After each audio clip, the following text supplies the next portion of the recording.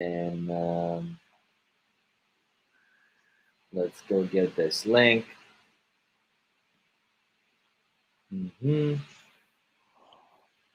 Okay. So live in 17 seconds. We're gonna wait a bit, guys, but it's gonna be an exciting show, a fiery show today. I'm just gonna try to get this link. Where can I get this link? You have the link, right? You have the link?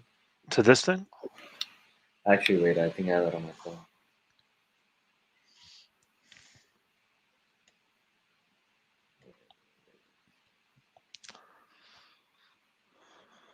There we go. Okay, I got the link here. It's my YouTube. I'm gonna go here. Because I don't have the paid version of Streamlabs. I've yet to buy it, so I'm going with the free version.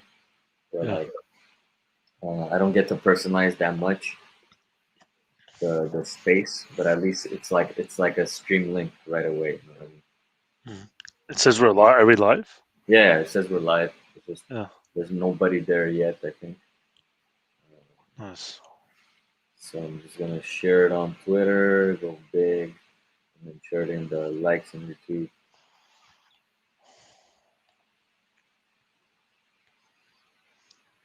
We're live.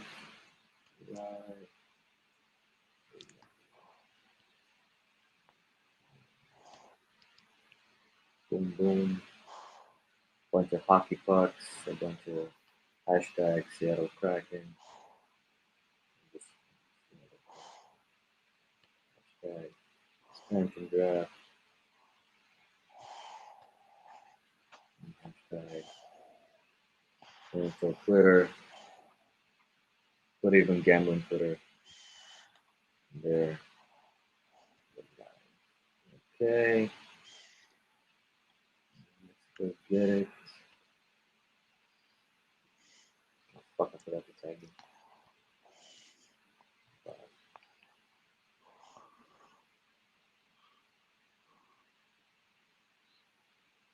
We'll do this.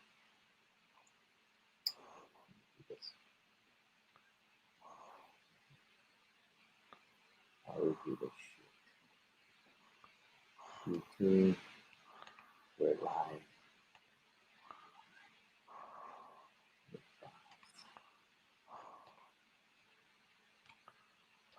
There we go. Hashtag blah blah blah. Seattle. Fuck, I can't even spell anymore.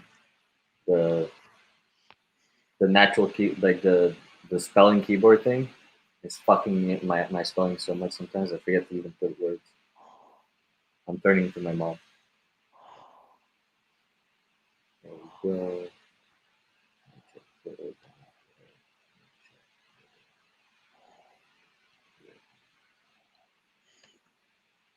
All right, there we go. I got it there and then copy it in the messages. So we're gonna go from there. Good boys. Nice. So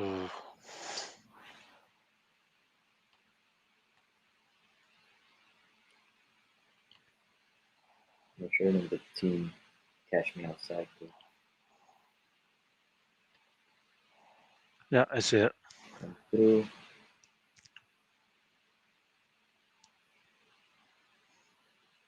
All right. So welcome here. Gonna call it in the crease. That's how I named it. I named the show. Whatever. We got my boy Boz here. I'm gonna let you introduce yourself because you're one hell of a man. So go ahead. Appreciate that. Yeah, man. I'm just a sports guy. I've met my guy here on Twitter, talking about basketball and other sports, and yeah, just here to talk about NHL. We talk about gambling quite a bit, and yeah, just excited about the season. What's coming up? Yeah, man. So and if you guys, Baz is really good at giving out the soccer picks, like live soccer picks. Like that's why I call you the mastermind, because like you're so quick on that, and like you hit so many like really good plays. Like telling me I've made so much money on that. So Appreciate that. maybe just share like your platforms and see where people can like find you and stuff. Like obviously on Twitter, Sounds good. but yeah, me, I'm really mainly hockey. That was always my biggest thing. Y'all know me, I'm a hockey junkie. I even got my Sakic jersey here, as you can see, with the 19 patch. So that's what I'm gonna roll till my grave. So, but let's get this show on a roll, man. We have a new NHL team. It's the Seattle Kraken. It's Kraken. I'm not sure how much, but yeah, let's kind of talk about the staff and how they're comparing to the rest of the NHL. So we got obviously the GM Ron Francis, and basically, if for those people who don't know hockey, Ron Francis is a first ballot Hall of Famer. He's second overall in assists all time next to Wayne Gretzky. So he's been a playmaker in the league. He won Stanley Cups. I mean, he left his mark on the game enough. And during his retirement, he started coaching. Then he started scouting, and now he kind of went up the echelons into becoming manager. Managed the Hurricanes for the last 4 or 5 years, and did a pretty good job there. We've seen what the Hurricanes have done the last couple of years, and they have got a lot of good young players that he drafted. His stamp was on it. So yeah, and Baz, I don't know if how much you know about the head coach, but From Philly, right? The guy who coached Philly for a while, right? And he has also helped work for the Leafs. He was working on the assistant for Babcock and yeah, Sheldon Keefe. So yeah, I mean, he's got some experience. I think I understand. I think trying to get someone who's um, I mean, they're trying to find their way. The first coach, getting some, you're not going to attract a blue chip coach on an expansion team usually. So they got to take a shot at someone like that. Now, he did well with the Flyers. They made the playoffs I think 2 out of the 3 years, right? But the Flyers have been a disappointment for a while. So that's obviously that didn't really work out. And working on the Leafs, they've it's a disappointing team for the last couple of years for sure, at least, right? But yeah, I think it's interesting to see him in this environment. It's totally different than what he's worked in. So it's kind of an unknown that way, I think. yeah. What do you think? I mean, so I was looking at his resume because I really like he came in the NHL and got the head coaching job, and kind of like after a couple of years, that's how it is in Philly. It's like a revolving door. We know how Yeah, tough sports is there in that. exactly. Yeah.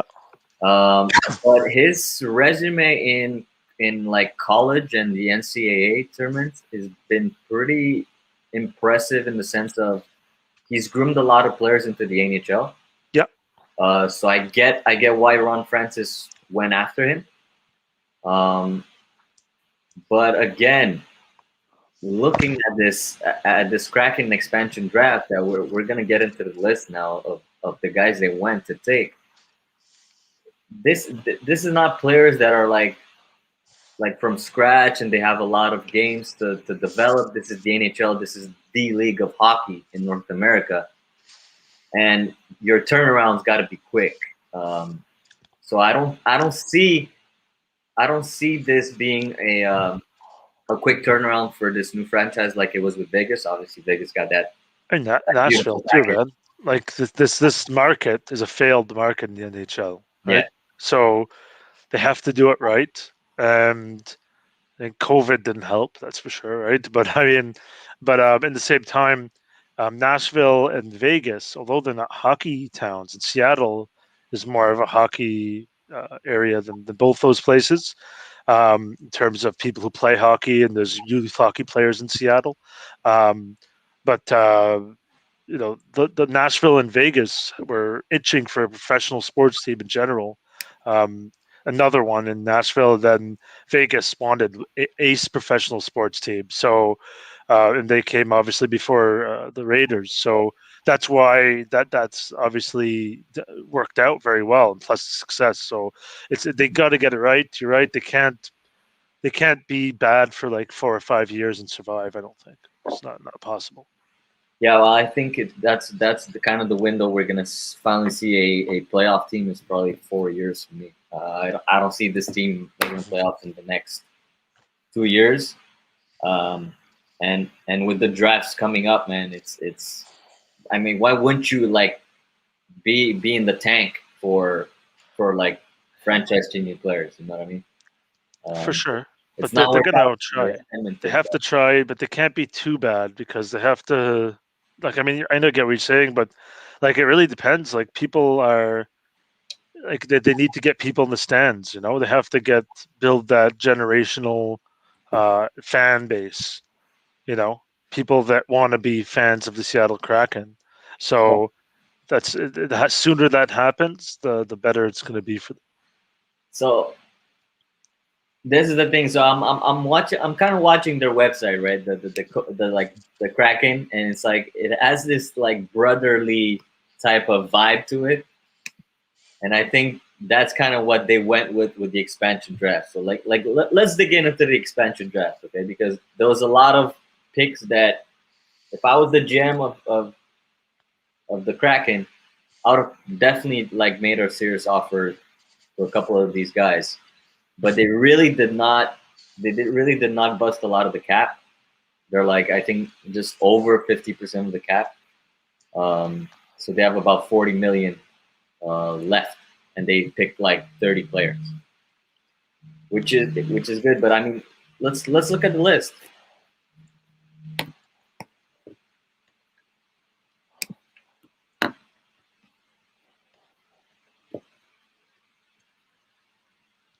The Kraken. Okay, so I know they went and got they got Yanni Gourde, right? So Yanni Gourde is coming from the dynasty of the Lightning. He's a good two-way center.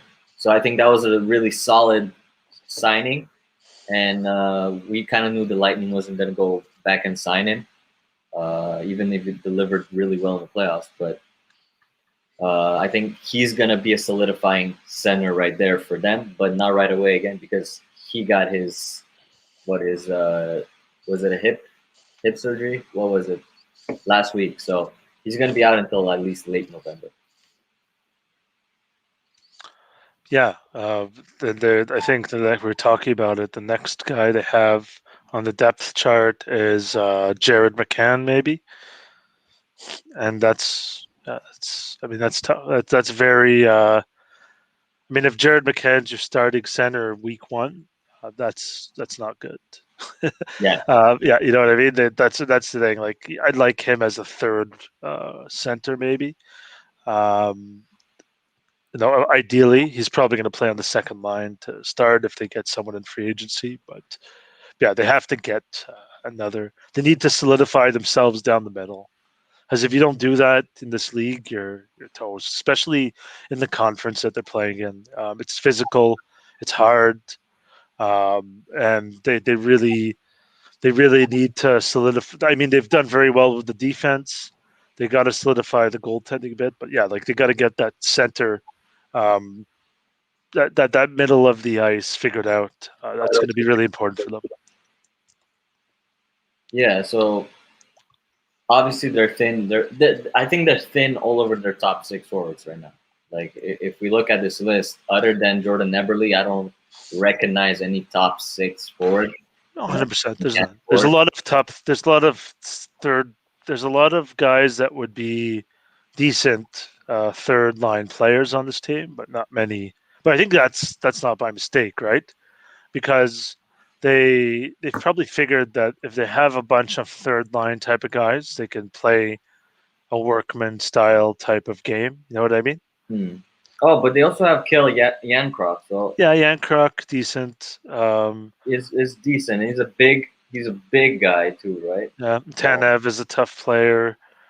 so they Yunus Donskoy is a good player too. So Uh, again, yeah, Donskoy played pretty well for us the last couple of seasons. He's a guy yeah, you can plug almost on any line. He'll give you that sneaky like scoring depth that you would need.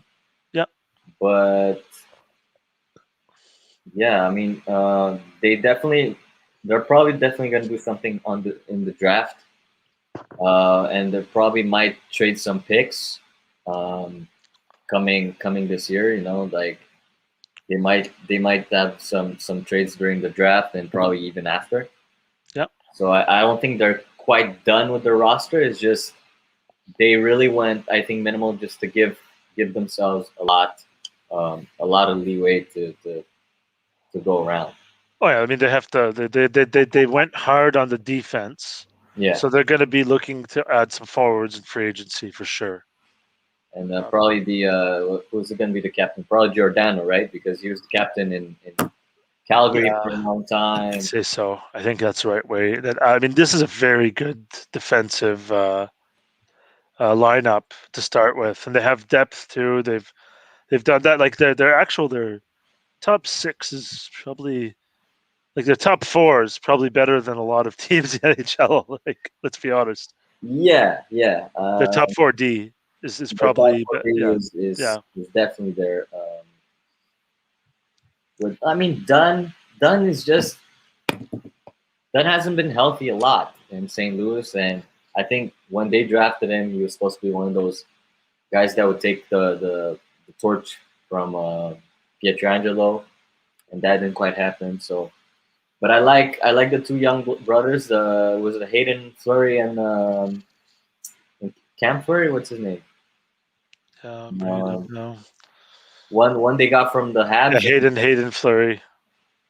and his brother's playing too. So I think that's definitely a bonus. They can have uh, good depth even at defense for guys that are under 24 years old.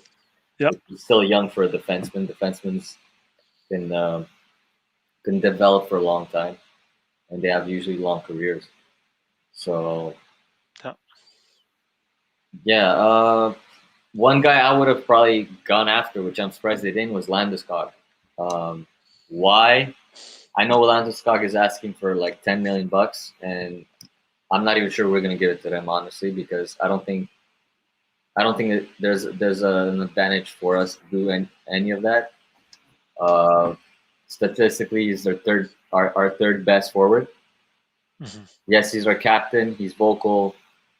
He's a solid two-way player for us, but at 10 million, I think it's too much. Whereas Seattle could have probably made a run at him for a couple of years with some bonuses and pay him what he wanted. And I think that would have been more of a franchise based player, It's tough though you know? because someone like him wants to win, right? And I hate to say it, but you're either going to grab somebody who's just chasing the dollars, or you're going to grab someone who's not that good. I mean, no, that's you know what I mean. So I'm not that good. I mean, like not at that level. So, I mean, that's just the reality of who they're going to attract, right? Now it may come down to if no one's offering him 10 million, then you know he might go there. But I think someone probably will. You think someone's getting? Oh man, I can't see Landeskog making 10. Well, I mean, I've seen if if Will, if William Nylander and Mitch Marner are making 10 million, so well, yeah, who's a I mean who's a what's it called? I mean, Mitch Marner's offensively a different level than him, but Nylander, I think, is probably not as close, not even close to him in terms of what he does.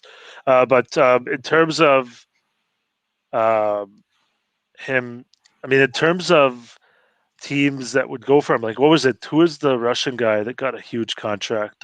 Was it New York? Was it Anisimov? Not Anisimov. Is it? recently. Yeah, like 2 or 3 years ago. Oh yeah, Panarin. Naren, yes. So I mean, yeah, Panarin's been a top player, but I thought that was a kind of a crazy contract, right? Yeah. So I mean, you never know. Like you could see a team that's desperate give that to a player like him, and you never know because maybe a team that needs to change something will go for him. You know what I mean? Change their culture. Like I'm Yeah. just looking at a team like Philly, for instance, that has a. I don't think I'm not saying they're gonna. He's gonna go, but look at Philadelphia. They just the problem with their team is their culture. Their culture has been I like they have fucking love very good players. They just They're never smash mouth. win. They never win because I mean, like I don't want to. I know some of their players are through people in Ottawa, so I'm not going to talk about Don't him. forget But there's Flyers. players on that team that don't have the makeup to lead a team. You know what I mean? So getting someone like that could change it. Yeah, but the Flyers are one of the only franchises when they were the expansion team. I think they won the Stanley Cup on their first or their second year. Oh yeah, but but that Crazy. was a different era too, right? Because Yeah, that was the era of the like they were the Broadway bullies, The Broad Street Bullies, and Broad Street bullies, right? they had excellent Man, goalies. They man, had Bobby. They had that Bob team was tough, Cropper, man. like Yeah, man, man. like Yeah, Bobby Clark, right? Bobby Clark was there. Yep, Yeah, they're a very good that's team. a dynasty. So Very good team. yeah, and they're the ones who chased the Russians back home. Yeah, they did. The Russians are going home. Yeah, I remember that, seeing that talking turd is nice. yeah, man. But you know what I mean? Like that's the type of thing you're paying for if you grab him. Where Colorado doesn't need to pay for that because they like Nathan McKinnon is the guy they're hoping to really be that guy, the emotional leader to grow into that. I You think know? he already is. Like since Yeah, this exactly. year, I think he's gonna get the captaincy next year. I mean, he should get it, man. Like he's this guy is the guy you drafted to change your franchise. So that's And he's underpaid right now. I think he's still on the contract of the $6 million he signed a couple of years yeah. They have to. He's your priority guy for sure. So ago. 100%. And I mean, he isn't even. This guy can get 120 points a season. Yeah, He could.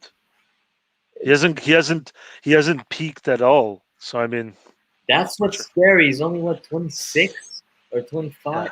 yeah, It's some insane yeah. number like that. He's very capable Like of they're talking about Giannis. Like yeah. he's only 26. Like yeah, it's a grown ass man, but he's literally almost like still like not even He fully. trains with Crosby in the off season, man. So Yeah. I mean, he's gonna keep his body right. He's like as long as he doesn't get any bad injuries, he should be fine. Yeah, well, they're from the same hometown, no? They're from well, they're from Cole Harbor in Nova Yeah. Scotia. Yeah, That's all they do there is play hockey.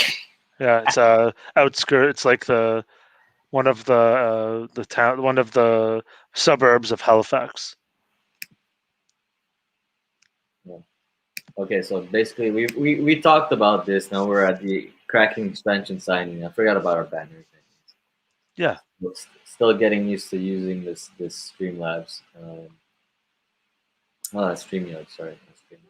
So like I was looking at this, and I'm just looking at centers that are available. Free agency. I think number one is Ryan Getzlav, right, and David Krejci. These guys and Stastny. I mean, Krejci and Getzlav are the type of guys that would want to go to a team that's going to win, right? Yeah. Now Stastny, you'd think as well, but he's probably going to want to go to a team to get a win, but a team that's going to win isn't going to grab him. So he'd probably be one I'd look at, and Derek Stepan maybe. What do you think? Derek Stepan, he's still playing. Yeah, he's 31. Wow. He's available. Has a lot of experience. Man, Tyler Bozak would be a really good one too. Actually, I like him. I actually like Tyler Bozak. Yeah, I think Bozak would be the perfect because he could still play. And he gives you size. He gives you physicality. Yeah. It's a good dressing room guy. Mm-hmm. That's a fact. I think he's an excellent player, actually, for them. If then the Brandon Sutter would be a nice player too, just to add kind of some toughness, as they need some toughness down the middle. Yeah. I think that would be someone I'd look at. Um, I mean, there's a lot of good. I mean, a lot of these guys are the same level. I mean, Eric Stahl. I mean, that's actually a good call. That is actually a decent shout because Ron Francis, Eric Stahl, right? Yeah, that's true. Eric Stahl was what in his second year when they won the Stanley Cup with Ron Yeah, Francis was still on the roster. yeah, And exactly. yeah, Rod Brindamore, the days, right? So that's another one. Then there's also guys like Alexander Wenberg, that have like still can sort of tap into something that tap, didn't really become the players they were supposed to be. You know what I mean? I mean, yeah. Alex Galchenyuk, could probably stay away from him, but I mean, maybe you grab him. he gives you how you call it? He gives you um he's still pretty young. He gives you explosiveness. Yeah, Yes, he's inconsistent as hell, man. This and he can have problems off the ice, which is not ideal. definitely not. If you're looking, yeah, but I mean, it's a young. Like, I mean, if you're gonna get an older guy, I'd probably be looking at Eric Stahl just to kind of put everything together. He could still play. Obviously, we saw that. And another one, I think that did Riley Nash play in Carolina? I think for a brief time, but I'm not sure if he was there when Ron Francis. No. Okay. Yeah, but I mean, I'd probably look at him, but I'd be looking to get Bozak, him, and maybe like Was Nugent Hopkins already signed this year? I don't see him on this list I'm looking at, so I'm sure he was. Yeah, Okay. he's a nice player too. But I'd want to be pick. I'd really, if I was them, I'd seriously emphasize size. Yeah. Because you need size down the middle in this conference. It's very important. I mean, yeah. Unless you have elite talent, being a small center in the first line is going to get you in trouble, I think. What is it? What? Let's see at this division because man, they got Vancouver, they got Edmonton, the Kings, San Jose. I mean, Vegas again, same division. Yeah, Vegas, like, physical team. I mean, LA has Like, been crap for a while, I think, but yeah, I mean, then Vancouver's going to be better next year. Edmonton. I mean, we'll see. Yeah, Edmonton is Edmonton. Let's just put it that way. exactly. Yeah, I think. They have the best player in the world, and they're probably going to ruin his ass. Well, he's probably going to leave if they don't do something. Imagine he goes to the Kraken on top of that. That would be a story. Yeah, I mean, They there's would only one team he's going to want to come to. You know that, right? Who? Toronto? Yeah. The Leafs? I I knew you were going to say that. Yeah. I mean, hey, Yeah. we can all dream. I wish he would come to Colorado. That'd be Yeah. insane. McKinnon and him on the same line, but Mhm. it doesn't happen. You don't get super teams. Honestly, like I could see him if he is an ambitious guy. I know we're not talking about Nathan McKinnon right now, but I mean, not Nathan, I mean McDavid. But imagine he goes to like LA and tries to do what Gretzky did. But he never won in Edmonton, so he's not doing anything like Gretzky. But, LA is because that was when the LA Kings were not like they were like there's an actual hockey team in LA. Like yeah, Gretzky's the reason why LA was on the map. for sure. And I forget the guy. The guy who owned the team was also I forget his name, but he was like a mob connected guy too. But he was a visionary because he got that guy. He figured out the Gretzky thing and he marketed it perfectly, right? But yeah, but in terms of the the NHL in general, that conference is very hard, and there's a lot of speed in their Division Two. So you need to get. That's the only thing that older guys I think is a risk. You need to get big and fast players. I think you can get one older center, like an Eric Stahl or I mean, Bozak's probably not as fast as he used to be, but you have to get some big and fast centers, guys that can still skate. You know what I mean? That's what I think, And anyways. that's why I think it's the roster's far from Yeah, complete yeah, from that exactly. standpoint of view. But again, we're talking about that division. We're talking about that conference. Um, Zach Hyman's probably someone I'd probably try to get, to be honest, if I were them. didn't Yeah, that's didn't another like it's just someone who could skate and play a physical brand of hockey and play hockey at the same time. didn't he already Uh, sign that time? I think I see him here on a. I know we didn't sign him back. I don't think. I just see him on this list. Maybe it's not updated yet. Yeah, I was hearing he got a. Oh yeah, he's still. yeah. I don't see them giving him a bigger number than he earns right now. So he'll probably be moving on. Yeah, I mean, somebody will give him. Maybe someone like Detroit Yeah, who needs like decent decent offensive players, especially that they're rebuilding. So they need some guys to groom the younger guys, but not too old. So, yeah. or he could sign with the Kraken too. That would be also a possibility. Um, that's another guy that's pretty speedy, right? Yeah. He's a quick guy. He just doesn't have the best hands in the world. But No. again, speed is something that you want in the NHL Yeah. today. It's not like 20 years ago. Hey, you're getting these players, most of them, because they're not perfect, right? Or Yeah. they want to leave their team and go to a better team. So I mean, you're not going to get everything. You need to figure, they're going to put all their analytics in, and they're going to figure out who the best fit is based on what they have and what they need, right? Um, and obviously, there's some really big names outside of the centers here that I could see, but it's going to be hard for them to attract some of these names. Obviously,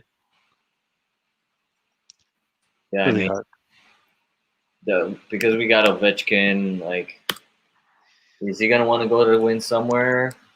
Is he gonna stay? Probably like stay with Washington. I'm guessing he stays put there and kind of finishes his career there. I mean, they should, but I mean, okay, he always has the KHL option, right? But I think he also wants to beat records. This guy wants to win, right? I don't think he's a Kovalchuk type.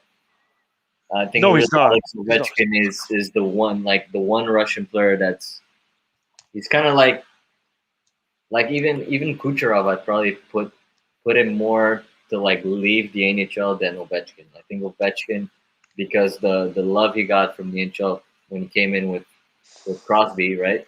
Yeah. They built that rivalry, and he's so close to have like the most goals ever. I think. Oh, he wants to win that. This guy wants to win that, I man. think he get. I think honestly, I think by the end of his career, he gets to 900. Like I 100%. don't doubt it. Yeah, and he might win another cup. I mean, he wants to win another cup. He doesn't want one. Washington is definitely still competitive, so Yeah, that's why I'm saying he stays put. yeah, Stays he in wants to win another cup. He doesn't. This guy wants to win. Like, and he's a physical player still. I mean, he's changed the way he plays the game too, so his body isn't broken down or anything. Like, he can play. so He has years left. so I don't see. I don't. So I don't. I see Seattle being like bottom three of that division. He's, Oh yeah, I think I'm generous by saying that. I mean, they're quite frankly, they're going to be the last place team in the NHL. I think that's Or they're before. not going to do anything. They don't have the platform to do what I Vegas mean, did. the Sabers are still there, so Yeah, I know. That's a mess. it's Those owners are a mess, it's actually. a But right dumpster that yeah, I feel really bad for people in Buffalo. I have a couple of friends from Buffalo. Yeah. And they just, man, if the ownership was The better, Pagulas are terrible. They really are. like they've been ruining players, like the Yeah. Hasek days, man, it's brutal. But what do you think about the goalies? Because obviously you have Um, there's yeah, that I one. think I've talked to you about this. I think this is the worst goalies in the NHL. Quite frankly, they need to grab a goalie in free agency, and that should be the number one priority right now because you see Ottawa. Ottawa really, really struggled, and they even got a decent goalie, right, with Matt Mhm. Murray. But Yep. he struggled because he wasn't used to being shell shocked. Of like he was not used to that. He actually really struggled, and they need to get another goalie to compete with Drieger, and they need to get someone who I think has experience. That's the most important thing because he doesn't have much. Yeah, I mean, I was shocked because there was quite a lot of unrestricted free agent goalies that are good and experienced, especially Yeah, this year. And they went after a guy that, yes, he had a really good season last year with Florida, yeah, but this year didn't do anything. no, And he's kind of been like what's the other goalie that's like bloomed late, like Carter Hutton, where yep. he had one good season with Buffalo and feel like, Buffalo's back, right? And then look at Carter Hutton now. I mean, they could be in big trouble if he's not good, and then their other goalie that they got is not up Vanderson, to it. right? Yeah, if he's not up to it, like um, they don't have uh, a system of goalies that they could tap into, so they have to get someone who can handle it. They really do, and if they don't do that, it could become a disaster because in the NHL, if you don't have a goalie that can handle the pressure and play, if you don't have two goalies, if you have one goalie that can play 50 or 60 games, or you have two goalies that can play 30, 35 games each, and then let the other goalies in your system get some games here and there, but they need to get someone like that, and I mean, I don't know. James Reimer's got a lot of experience, but I don't like him playing more than 20 games a year, to be honest. That's the thing. He's not a full time. Devin Dubnik is an experienced goalie. I kind of like him. They're not going to get Tuukka Rask or Freddie Anderson. Um, and Has already probably like in Corey contact, Schneider is probably past it. but there's Yeah, I still mean, like Jonathan Bernier, but I'm not a no big fan. Bernie's gonna probably back up. They're probably gonna be sharing again him and Mrazek. Yeah, Yes, because they just traded Nedeljkovic for him and a third round pick, yeah. which is shocking for There's a Carolina. lot of goalies here that aren't going to get a job this year, man. I'm just looking at them like Aaron Yeah, I Dell. know. Yeah, they're going to be playing the AHL. Brian Elliott. See, Brian Elliott's been there. Yeah, I love Elliott, but I think he's past it too. Curtis McElhaney, I mean, as a backup that plays 10 games maybe, but that's it. I Andrew mean, Hammond. but you know what they might do? They might sign a couple of these other experienced guys for a minimum contract and have them kind of like like as a third goalie. You know what I mean? That's Mhm. what I'd probably do. Maybe you get two guys like Chris is Drieger. They're hoping is going to become a real goalie in the NHL, but that's a risk. That's the risk they're taking, obviously, right? Yeah, I'm pretty sure the other guy they got is same. It's kind of showed something, um, and yeah, they're going to need to get someone. I think they need to get another one to compete with those guys, and then they need to maybe get an older guy like Curtis McElhaney is kind of in the background, just to or Brian Elliott. I don't know, someone like that to just go in and help out if they need it. You know what I mean? yeah. That's probably what I would do. Well, Um, they did grab their third goalie is from Ottawa, Joey Decor. yeah, Um, which which kind of makes me think that Ottawa's going to go pick up a goalie because the core was one of the young guys they were grooming. Mhm. I guess they probably didn't see enough to kind of name him the next starter for Ottawa there. So I think Ottawa goes for a goalie in the draft just based on that. But we'll Yeah. see what happens there. But let's just grade offense, defense, and goalie. What would you grade this team from like Out let's of 10, uh I don't even think we go that high. Like, out of 5, let's just put like decimals. offense, 1.5. Defense, I'd say 3.5.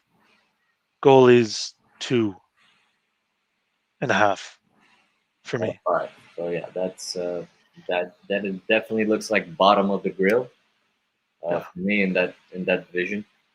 I would probably say like also a 1 on offense because I like Goudreau's out till November. Mhm. Eberle is 33 years old. He's no longer in his prime. Yes, he did score 33 goals one season, and he has been scoring 20 goals for 6 of his seasons. But It's played with good players too, though, right?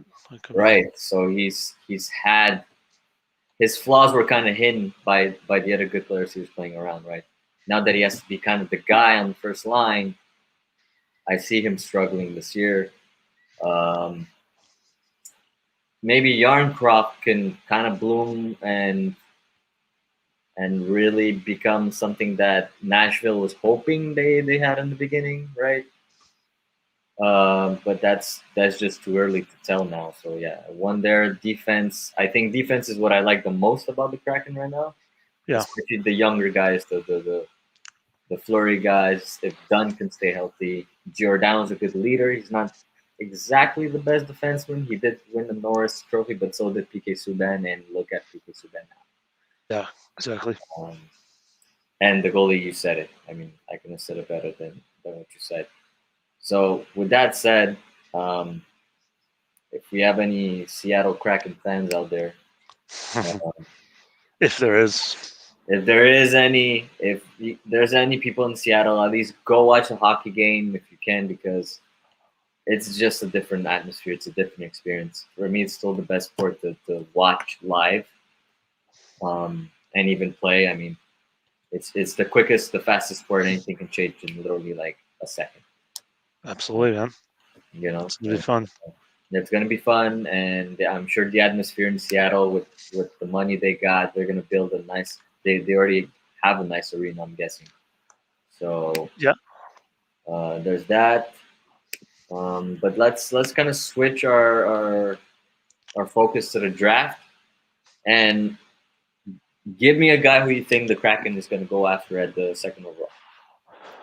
I mean, I think we discussed this a little bit here. I really, really believe that they're gonna go after a player that's a foundational piece. I think that getting the highest, like, I mean, I like the Swedish player, but I think that they're gonna go a little safer because they can't miss on this. And if you look back at past expansion drafts, or not past drafts from expansion teams before Vegas, because Vegas is kind of like not Outlier, a, I guess that's yeah, an an outlier. Yeah, I think you got you look at who Ottawa picked. They got Chris Phillips, who played his entire career in Ottawa as a defenseman, was never an elite player, but was always a good player. And then you look at Nashville; they got David Legwand, who wasn't an elite player, but oh, was always a good player in the NHL and was a captain, right? So I mean, it that's was a the good type leader. of I'll give him player. That's the type of player I think they're going to go after. I mean, no, they want to get a player that's going to be the face of the franchise, and obviously, but I don't think they're going to take the risk because how it works when they draft when they grade players in the NHL, they have numbers 1 to 10, where 10 is like you're the best player of all time, no matter what. 9 is a generational talent. 8 is like a top player in the NHL. 7 is a as a third, second line type of guy. And then and it goes down. Like if you're a 5, you're not in the NHL, basically, right? So and then what they do, they add a letter to that number, and it's A to D. So A means that there's 100% your can't miss prospect. B means you could fall down one number, but most likely will stay where you are. C means, you know, you have a chance to reach your potential, but you're likely going to fall one or two spots. And then D is like, you have potential, but you're probably not going to reach it. So I mean, if I haven't looked at what's his name is, sorry, um, Excellent.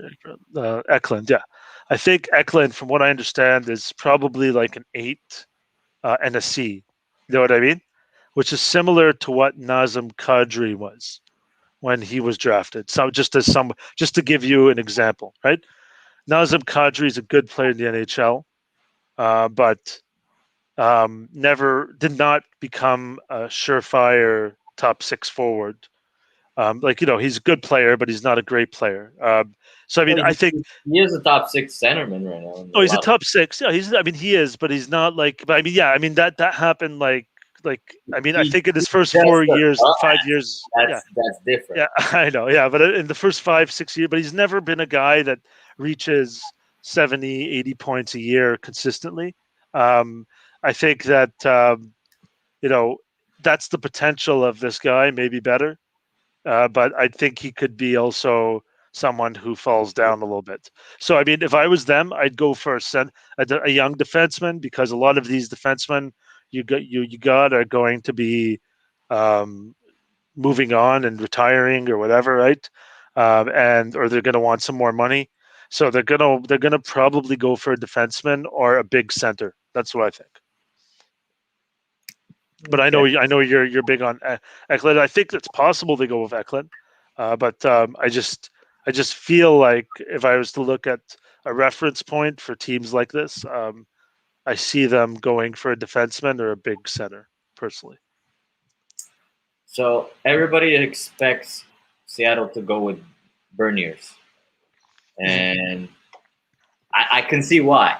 The kid's 6'1" or 6'2", right? Yeah, He's not the most explosive player, but solid. he's sound two way. I get that. Exactly. Yeah, solid player. He's a solid player, Yeah. but I don't think Seattle cares about a foundational player right now because they already went and got Giordano to be their captain.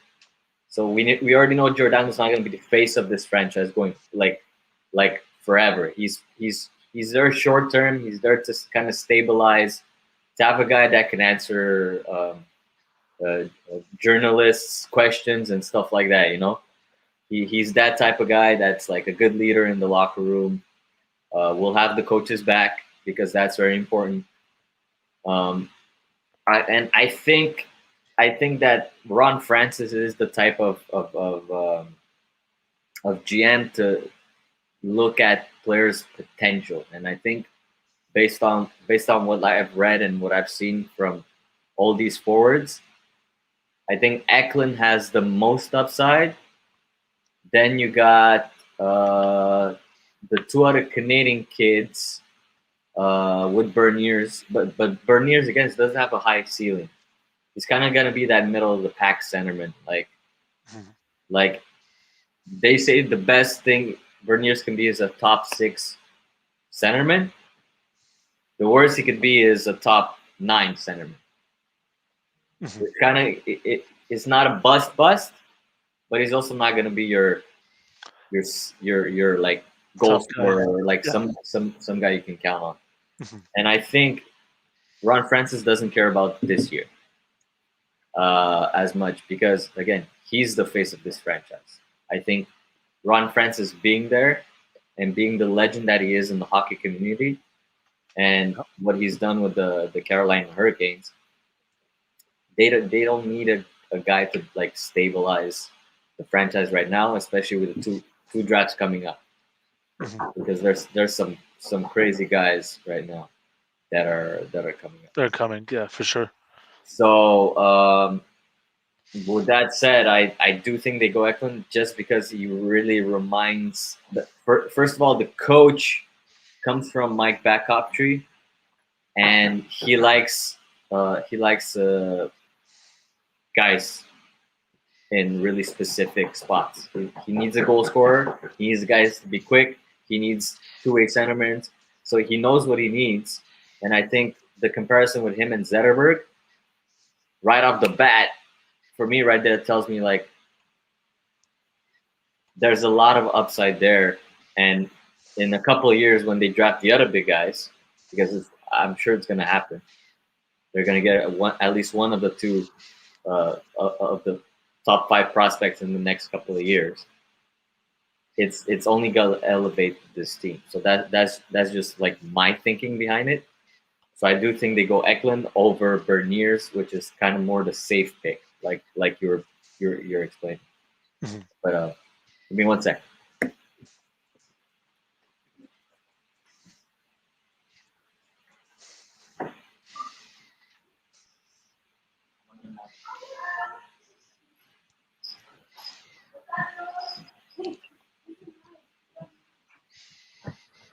All right. I had family to open the door. Sorry about that. All good. No? But yeah, so okay, so let's say Power goes first, and then Bernier second. Do you think Eklund goes third in the case of the Ducks, or do you think they go? I think they're going to go defense, Ducks, and then I think that I think Eklund will fall to 5th to the club list. That low? Yeah, I think he suits the he's not the type of player New Jersey would draft, and basically, I think that he fits sort of what like he'd be the type of player that Columbus would have the patience with. Okay. But I mean, anything could happen. Like obviously, it gets really, especially in this draft. There's gonna be names that you're gonna scratch your head on. Like, how's that guy picked? Like, you know what I mean? Well, there's also like, especially in the top 10, there's guys that can go at the end of the top 10, or like as much as they could go in the first top 10. Yeah. I think it's gonna be like, for teams, it's gonna be like, oh, the first guy is not there anymore. Then I might just reach for a guy that's lower because that's the guy I really wanted. So you already kind of see my bets going in for tomorrow. Exactly. So I do think Eklund finishes in the top 3 no matter what. That's why I hedged him on the 3rd pick, even if he doesn't go to the Kraken, just because of the upside, man. And I do think they could just take a stab at it, right? I just think also they haven't drafted, like usually if you want to take a look at him, you just you have scouts there already, right? But with you have your European scouts, you just, hey, go to Sweden, Jurgis Gardens, whatever it's called, and check them out, right?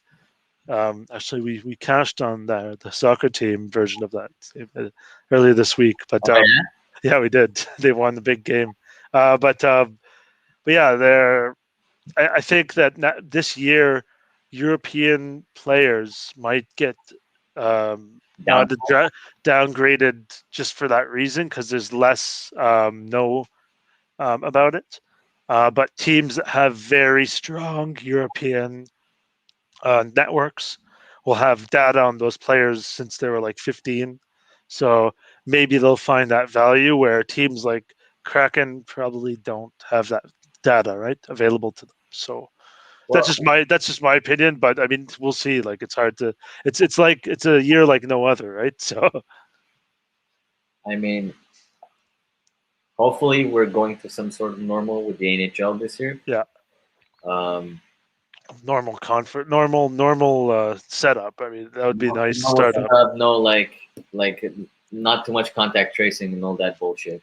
Yeah, exactly. Because that's really what's ruining most of the sports world right now. Yeah.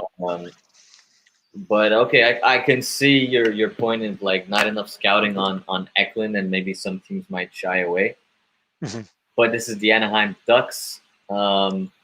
since they had Getzlav and Corey Perry in their prime, man, that team has looked bad. It's kind of like the San Jose Sharks. It's the same thing. Once the prime of those like legendary players, Thornton and Marlowe, have gone down, they haven't had an offensive spark to even like show up for fans most of the time. Mhm. And I think if we're talking about even selling tickets for a market like Anaheim, who's got to fight LA teams, right? Who's got to fight the San Jose market, like all the California markets out there. I think they'll reach for Eklund just because of his like you see him pop on video already. Like I've been watching videos of him like even in Sweden when he's playing grown ass man. Like he's going around these guys like a jet, you know, and he's not afraid to crash the net. He's small, but he's not skinny. He's stocky. He's a stocky little dude, kind of like that's why I said kind of like a Martin Saint Louis, you know. Yeah. Saint Louis was like really short, but he was like little stocky and a little like Energizer Bunny, you know what I mean?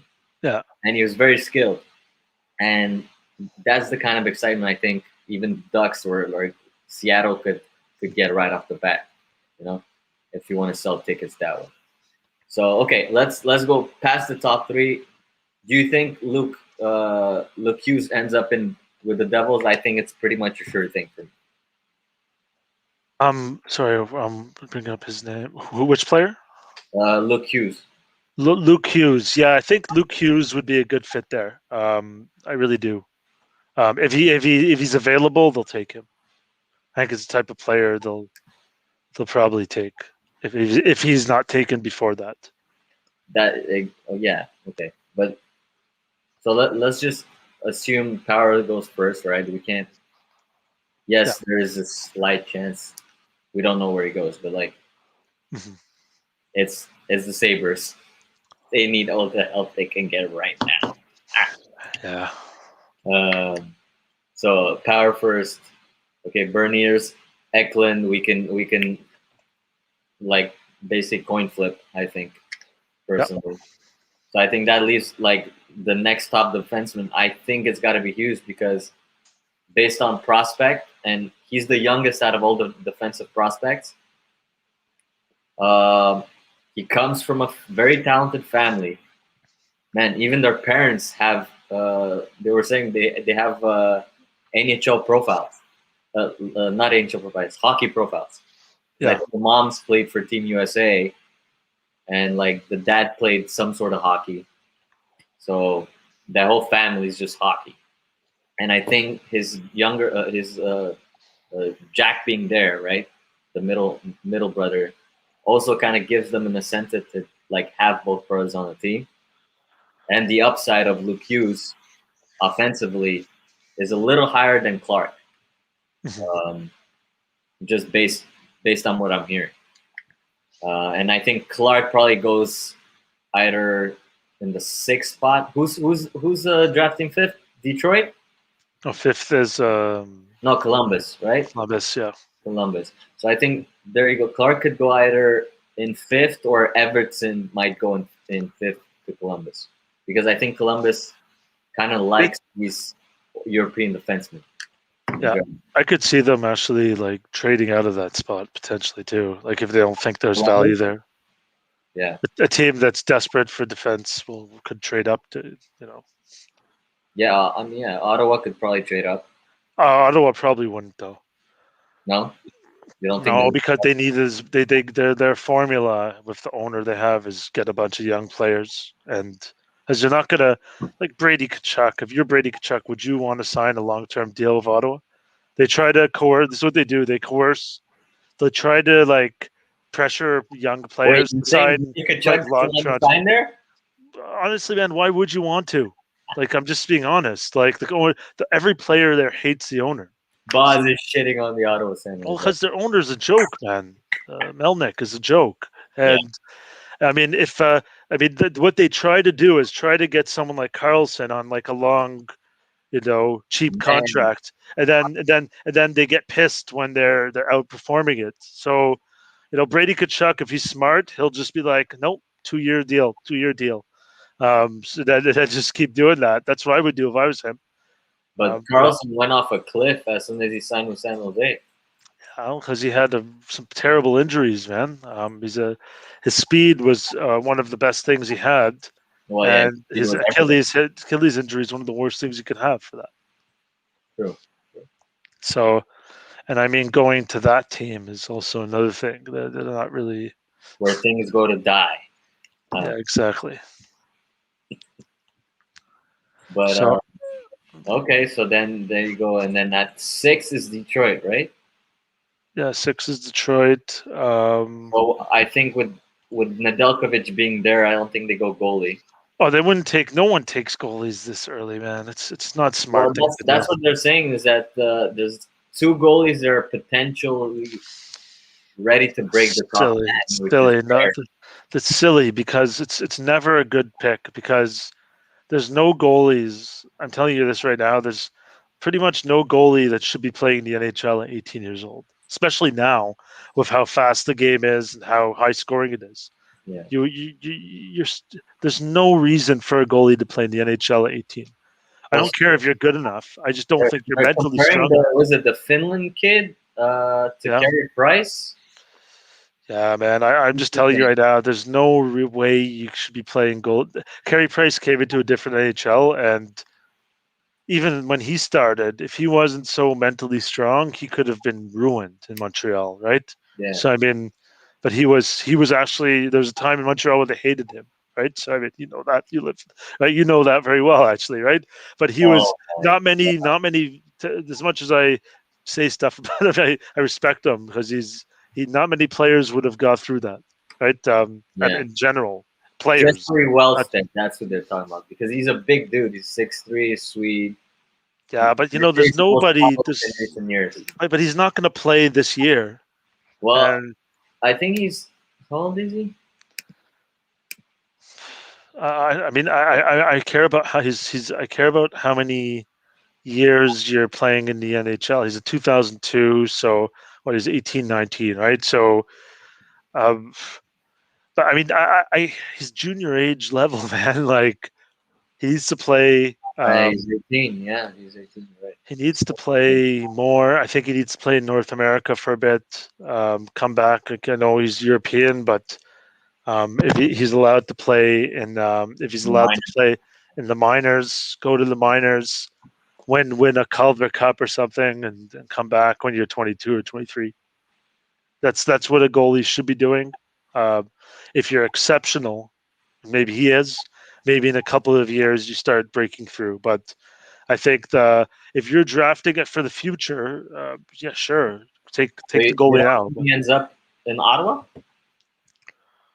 No, And I don't think so, oh, man. I think the thing is with the goalies in the NHL right now is that there's no value in doing that because you can get two goalies that can get you through, right?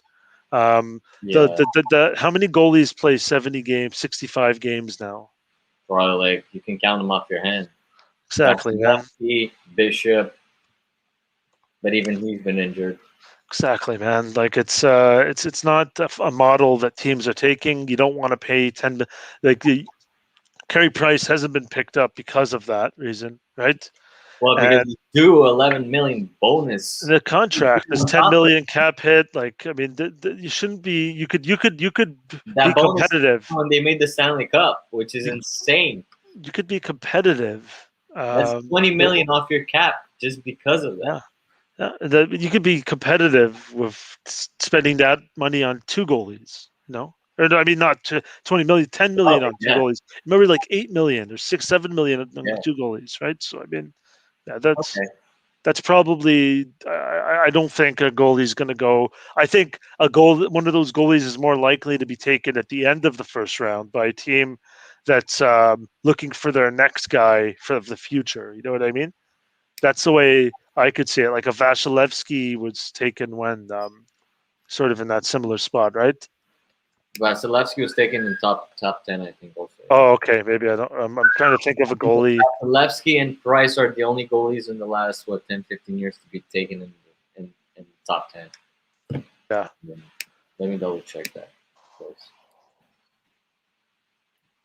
19th overall. Yeah. See. Oh, okay, So not even so I okay. mean, yeah. So I mean, when you're a team that has the pieces and you can do a luxury of taking a goalie, that's when you do it, right? Yeah, Because the late round picks in the first round are, not there's not a lot of like Corey Perry's out there in that range. You know what I mean?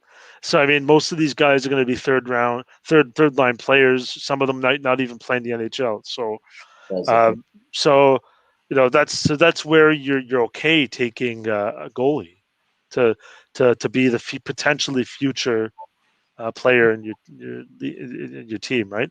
Future goalie. Yeah, Like I mean, like first overall, like history. There's only two, right? There was Marc Andre Fleury, which was the right pick yeah. for number one, and Rick DiPietro, which we know how that ended up, right? So, I, but Marc Andre Fleury is also a exceptional they're person. Like still he's, they're still paying Rick DiPietro to this uh, day.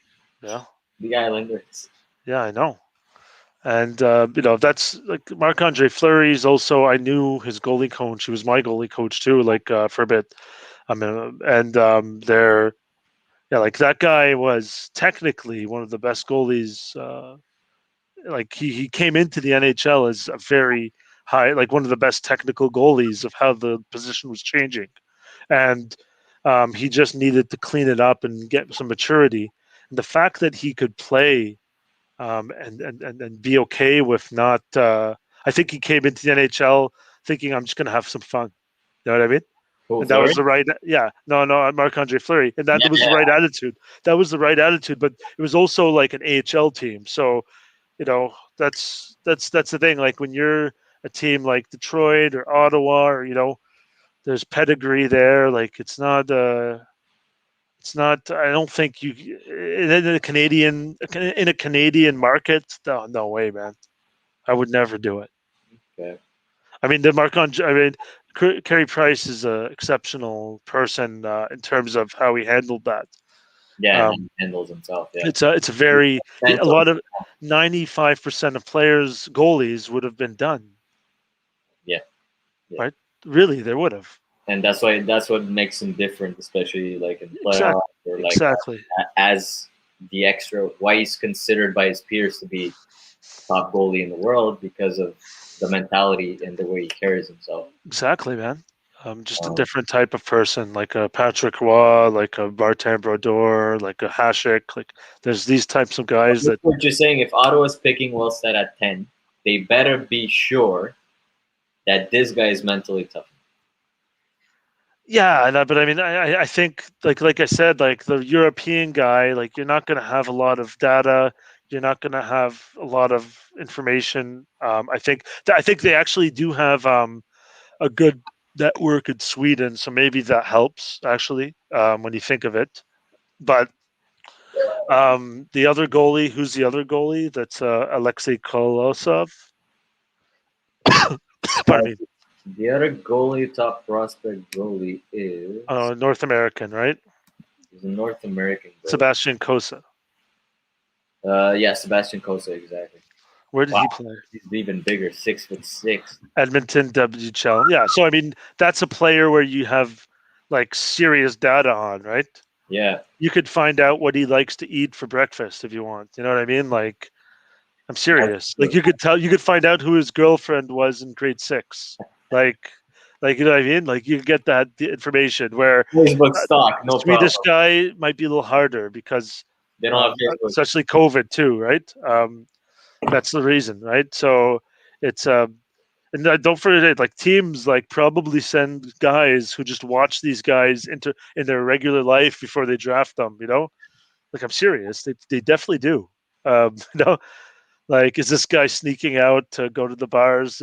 From the team hotel? Is he, doing at Especially late? the Canada, they're like, oh, well, it's Ontario's 19, so if the kid's 19, totally go to the bar. Oh, in Sweden, they can drink there's no rules. You can drink wherever you want. That's true. So I mean, but yeah, like it's I just don't think Ottawa has the right to take a goalie at 10. They could do it if they want, but it's a stupid pick because they need players like Brady Tkachuk and those types of guys in their team.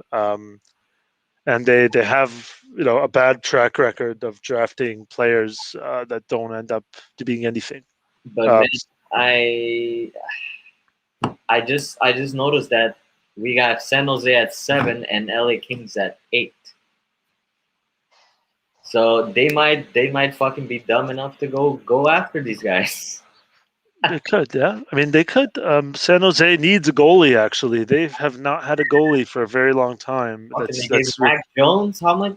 They fucking Guy's awful. God. Like I mean, the Aaron Dell, like that's a bad one. Revolving door, and he's such a big dude too. And I'm like, dude, how can you be so bad?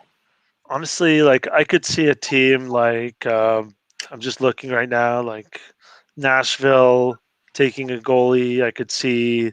Well, they have Soros right now. Yeah, it's not. I'm just telling you right now, you're not gonna pay Soros a 5'11" goalie to be your goalie for very long in the NHL. And Boston, I could see doing that. I could see the Avs taking a goalie. I could see, Detroit also. Detroit has a 23rd pick. Like maybe they could take a goalie that if he falls to 23 and they really want him, they could take him there. You know what I mean? Oh, Detroit, yeah. They have 2 picks in this. Yeah, and then I mean even Vegas taking a goalie is a very interesting thing. And Montreal taking a goalie to replace Carey Price. Because again, Leonard walked, right? He's gonna be walking. Yeah, I don't want Leonard on your team, anyways. Like, but yeah, like so. Those are teams, and I mean another team like Columbus has a second pick. I could see that, but I mean, you know what? I'm just going to tell you right now. My opinion, I don't think any of these goalies end up in the top 10. Okay. Not in the top 10. I think right here I see a mock draft where they have Wallstead going to LA. I just don't see that happening personally. I just think it's gonna. I think he's gonna fall. Yeah, I think they'd go that route, anyways, because again, they were also a dynasty, right? Yeah. The Blackhawks, and they kind of need that resurgence, kind of like San Jose, like all these teams that are in the same area. They need some shiny toy, and it's got to be either offensively or defensively. It can't be a goalie. Yeah, I mean maybe the Blackhawks take a stab at a goalie. I don't know, man. Like there's like Dallas. We're just recently in the finals a couple of years ago. Like right, like they're like these are the teams I think that could take a stab at it. Because basically in the NHL draft, typically most likely the top 6 players drafted, the top 7, maybe the top 10 are players that can play in the NHL right away. Most of the time, not all the time, but then after that, it's guys that you're not going to see for years, right? Yeah, playing your team. So I mean, that's where I would do a goalie personally. But if you're in the top 10, it's because you're not, unless you traded into that spot. You got it because of a trade. You're not taking a player because you're good. You're not there because you're good. You know what I mean? You need help. You need help now. Yeah. All right, so let's switch our focus because I think we covered this a lot. Yeah, we covered this a lot already. NHL futures. What do you see this coming season, and the Kraken's expectations? Because honestly, I don't have a lot of expectation for this team. Granted, I see what Ron Francis is doing, I think, and that's why I don't see big expectations from the Kraken. I think they'll struggle. That's pretty boldly they're going to struggle. And we're finally going to have, I think, a 82 season game in the last 2 years. Finally a full season. It's going to be a lot of hockey. So where do you see them division? Do you see them? You see them at the bottom of the conference? Oh, You see I think they'll be last in the NHL. Yeah, they'll finish last, dead last. I think it's gonna be they're gonna be playing that between them and probably the Sabres and possibly Montreal. Yeah, Montreal's gonna have a tough time. So They're gonna have a tough that's time. one of my futures actually is Montreal guaranteeing not to make the playoffs. Yeah, I think that's a good one. I'm Find that waiting. out. I'm hoping they're gonna go on an early winning streak or something like that, and you can get a better So price. they could, so the cliff is even higher to fall. Yeah, exactly. Spoken like a true Toronto Maple Leaf fan. Oh, I want to get a better price. Because I Yeah, think the price. I mean, right now you're not going to see a price until for my training camp. schedules released and all that stuff, right? But yeah, we'll see what it's at. But I'm gonna put a solid. I mean, I don't maybe probably should maybe wait, but I mean, heck, if the Avalanche don't win the cup in the next 2 years, they're not winning the cup. So for me, they if they can fix the problem that they have Goalies. with goalies and the fucking Nazem Kadri being in the lineup when you need him instead of taking dumbass suspensions Mhm. because that's what's been so maddening. I think we beat Vegas if we actually have the stability that we had with Kadri at the second line. Yeah. Um, again, so my future, a lot of my money is gonna be going on the Avalanche. Call me bias. It's just we're the best team, arguably going into the playoffs last year, and even the year before that we got injured. So I think teams coming and knocking on the door multiple times. I think the third and the fourth time has to be kind of like Tampa. Tampa went through brutal outcomes, especially when people were expecting them to win, and it made them stronger. So it's either, hey, this year we take care of business, or you got to pack it in for another, I don't know, 4 years, Yep. because especially with the talent there is and the competitiveness that there is in the NHL today compared to how it was 20 years ago. Man, you got guys that could be first line centers like sometimes on the third line. That's how much like a depth of pool and the talent in the NHL is right now.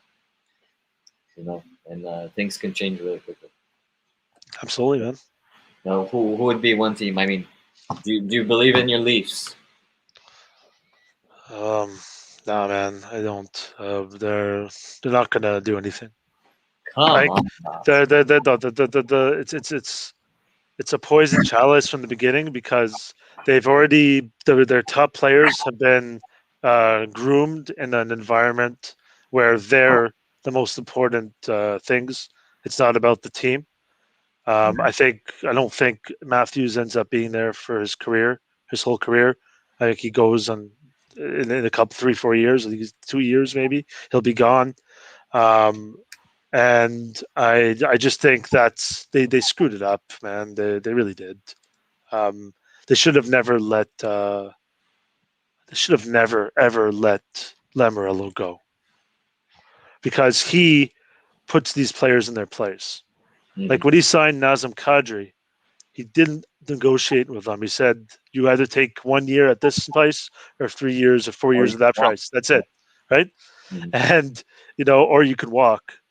Yeah, and This, this dumbest, whatever his name yeah, is. yeah, exactly. It didn't give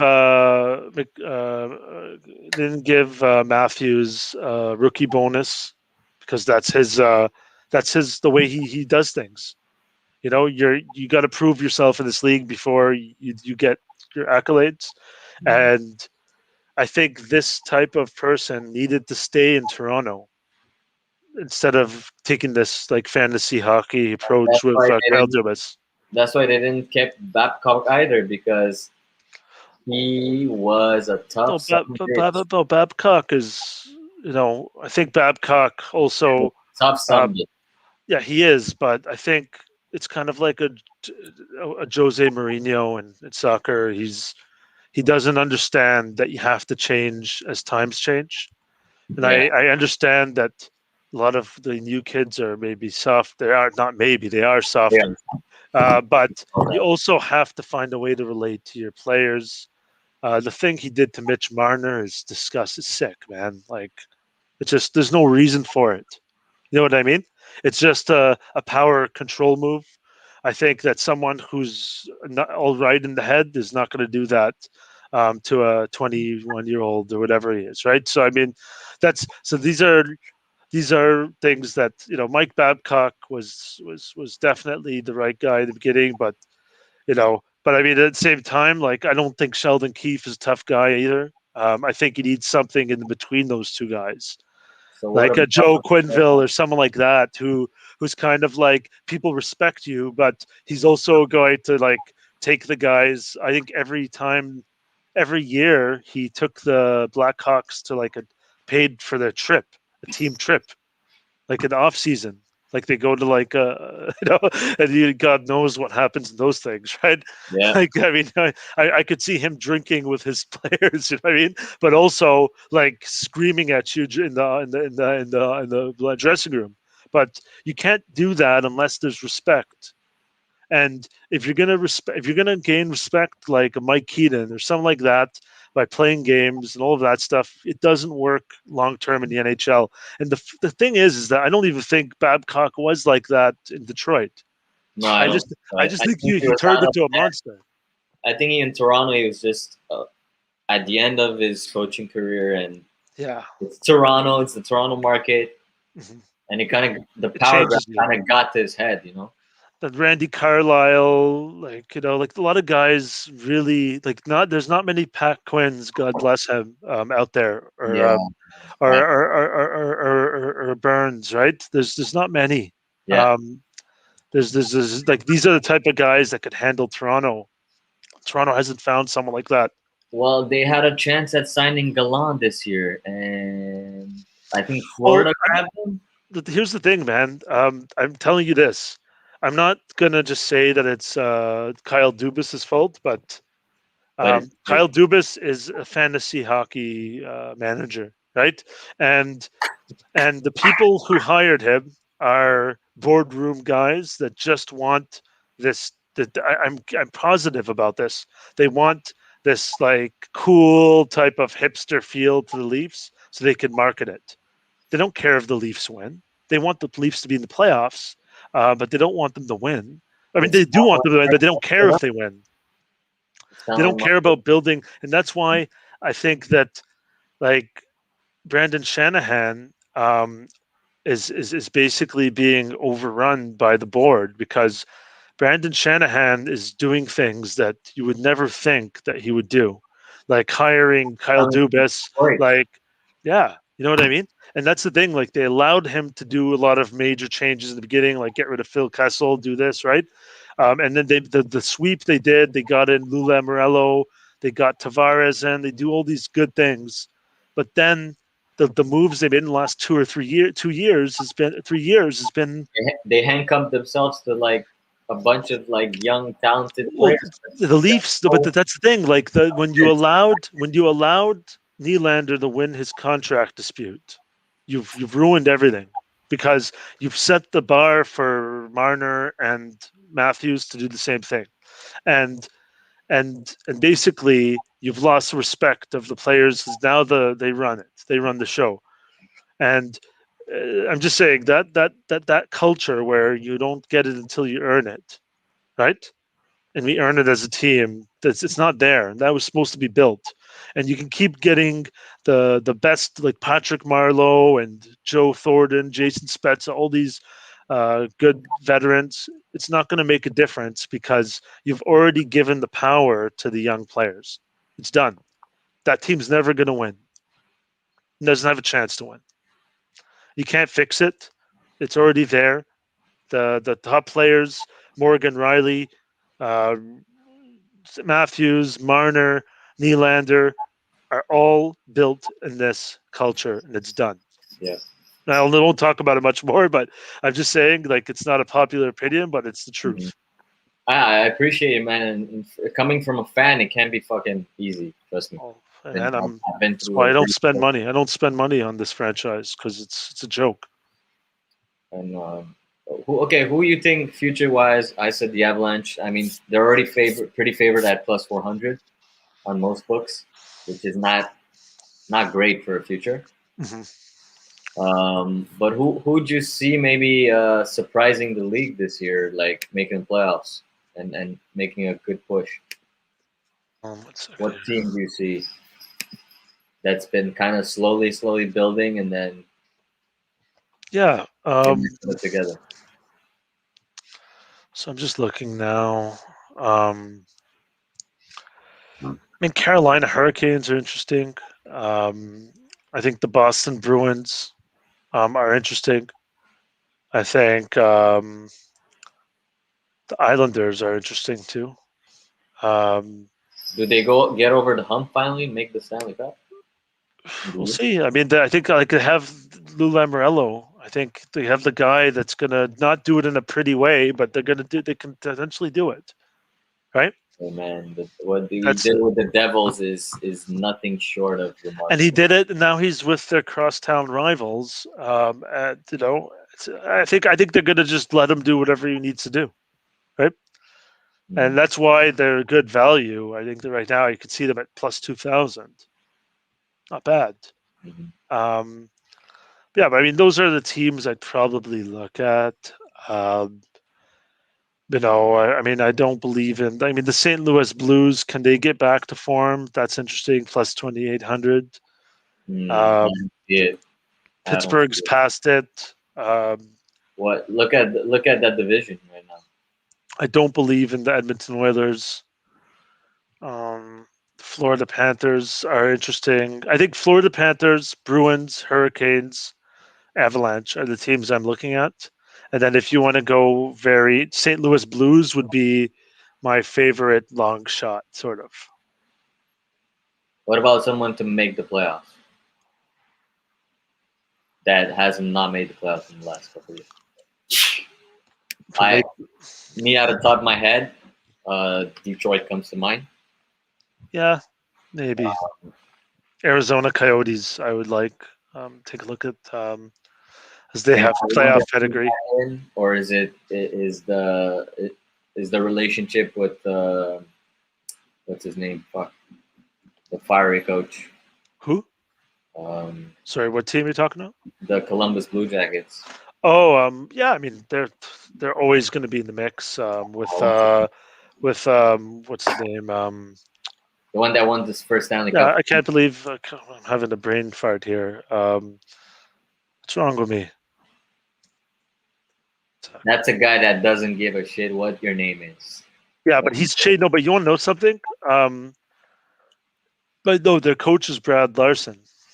No. Oh, so he got So fired. John Tortorella. John Tortorella. But you want to know something? John Tortorella changed the way he coached. He's not the same coach he was in when he won the cup with the Lightning. Yeah. He's not, because he realized he can't be like that anymore, right? And that's where you got to change. You can't. Any coach that's done like things, even like Bill Belichick, probably changed the way he coaches throughout the last 20 years. You know what I mean?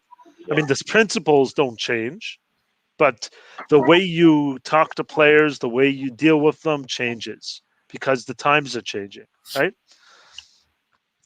You know what I mean? I'm sure there was a time where it was okay to like physically assault your players or something, but it's not okay anymore, right?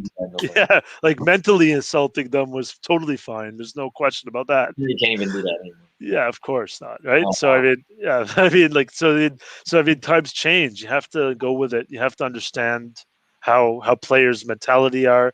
You have to understand how young kids can be. You can get the best out of your players. That's the most Bruce important. Boudreau is the type of coach right now that's very successful because the way he approaches things. Yeah.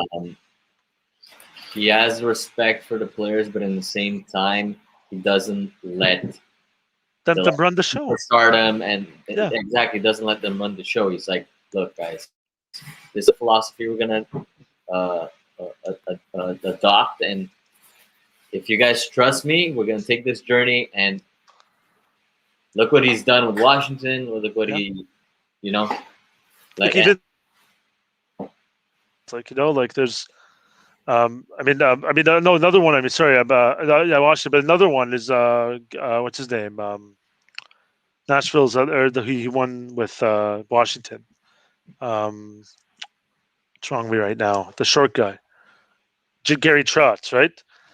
Gary Trotz is another guy that he's been coaching NHL for a very long time. yeah, very And he trust. coached, and he had a very long tenure with Nashville, then won the cup, right, with Washington. Is that guy um, has respect of the players, but he also knows how to be a player's coach in some spots, right? Yeah, And that's where even like Joel Quenville, he looks like a scary guy, man. But like I could imagine him just looking at you with his crazy eyes and his bushy eyebrows and like his face is red, yeah, like I'm fine. and yelling at you in the dressing room. But then I could also see him like watching a bunch of guys drunk in the off season, like laughing with them. You know what I mean? Like that's the type of guy is. Where Babcock, like I'm sure, like you wouldn't even want to be around him if outside of hockey. You know what I mean? There's some stories with Mike Babcock that are like insane. Oh yeah, we We're not can't talk even about it on gonna camera, but yeah, touch space here because we could go on forever. But yeah, yeah, yeah. But you know what I mean. But yeah, so those are the type of guys you want.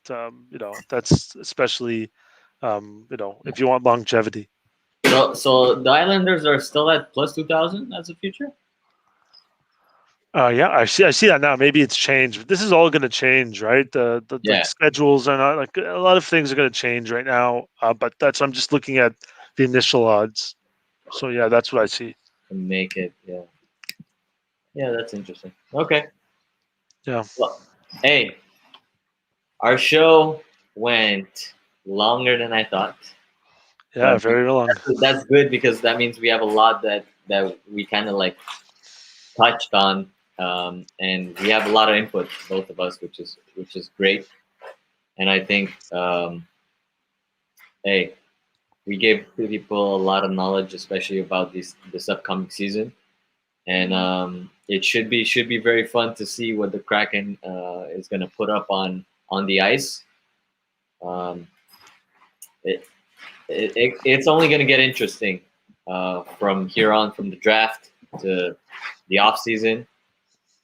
Um, and we're gonna do more of these, man. I think we can definitely put hockey more in the cooler vibe. I think hockey out of the North American sports is getting the least amount of love in general, just because there's not much knowledge in general, and there's not much continuity. Yeah, So I think if we can keep doing this, that would be fun. So totally, man. thank you for taking the time. Oh, Um, it's my pleasure. It's been fun. whoever's listening, thank you for listening, guys, and don't forget to go follow Boz on his platforms. I believe you said Boz1 on Yeah, YouTube. yeah. Just look up as one I'll uh, on Twitter, and you'll find me. I'll put in the comments after the video uploads to Yeah, YouTube after this live, just to give people the link. And anyways, thank you for taking the time, Boz, and appreciate it. No, thanks for having me on. It's been fun. this was fun. It's always a pleasure fucking talking hockey with you and like getting your mind at things, man. Totally. Peace out. Cheers, brother. Bye.